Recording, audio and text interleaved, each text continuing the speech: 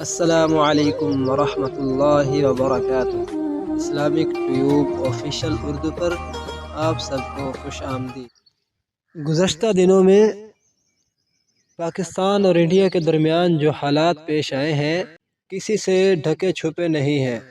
بھارت نے حملہ کیا، پاکستان کی فوج نے دفاع کیا، اور پھر بنیان مرصوص مشن کا نام رکھا گیا، اور یہ نام کیوں رکھا گیا، اور پھر پاکستان نے حملہ کیا، پاکستان نے فتح حاصل کی۔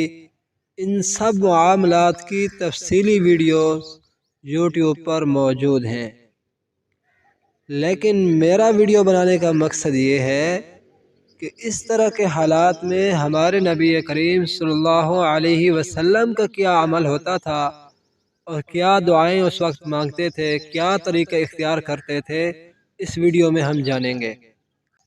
تو سب سے پہلے ایک حدیث آپ حضرات کے سامنے سنانے لگا ہوں۔ حضرت ابو موسیٰ اشعری رضی اللہ تعالی عنہ سے روایت ہے کہ نبی کریم صلی اللہ علیہ وسلم کو جب کسی قوم سے کوئی اندیشہ یا خوف ہوتا تو اس طرح دعا فرماتے: اللہم انا نجعلک فی نحورہم ونعوذ بک من شرورہم۔ اے اللہ، بے شک ہم تجھ کو ان کے مقابلے میں رکھتے ہیں اور ان کے شر سے تیری پناہ طلب کرتے ہیں۔ اس دعا کا انفرادی اور اجتماعی طور پر بہت زیادہ اہتمام فرمائیں۔ نصرت الہی کے لیے توبہ اور استغفار اور دعاؤں کا خوب اہتمام۔ ایسے حالات میں جناب نبی کریم صلی اللہ علیہ وسلم کی تعلیمات اور آپ کا مبارک اسوہ حسنہ یہ ہے: دشمن کے مقابلے میں فتح اور کامرانی قوت کثرت سے نہیں بلکہ اللہ رب العزت کی مدد اور نصرت سے ہوتی ہے۔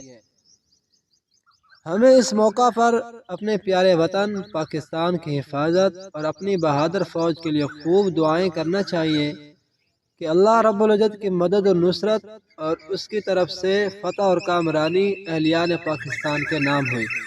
اسی موقع کے حوالے سے تبلیغی مرکز رائی وینڈ کا امیر، محترم اور روحانی اکابرین کا جانشین مولانا نذر الرحمن دامت برکاتہم کا امت مسلمہ کے نام اہم پیغام۔ کیا فرمایا کہ آج پوری دنیا اللہ تعالیٰ کے عذاب کی لپیٹ میں ہے۔ امت انفرادی اور اجتماعی غلطیوں کی اللہ تعالیٰ سے معافی مانگ کر پوری دنیا کے لیے استغفار کریں اور اس پیغام کو ہر مرد عورت تک پہنچائیں اور اس پر اجتماعی عمل کریں۔ تو پیغام کیا ہے؟ لا الہ الا انت سبحانک انی کنت من الظالمین 313 مرتبہ، سورۃ الفاتحہ اور سورۃ اخلاص 3 مرتبہ، حسبنا اللہ ونعم الوکیل 313 مرتبہ، یا حی یا قیوم 41 مرتبہ، فدعا ربہ انی مغلوب فانتصر 313 مرتبہ۔ ہر روز یہ عمل 1 مرتبہ لازمی کریں۔ دعا ہے کہ اللہ تعالی ہمیں عمل کرنے کی توفیق نصیب فرمائے، آمین ثم آمین۔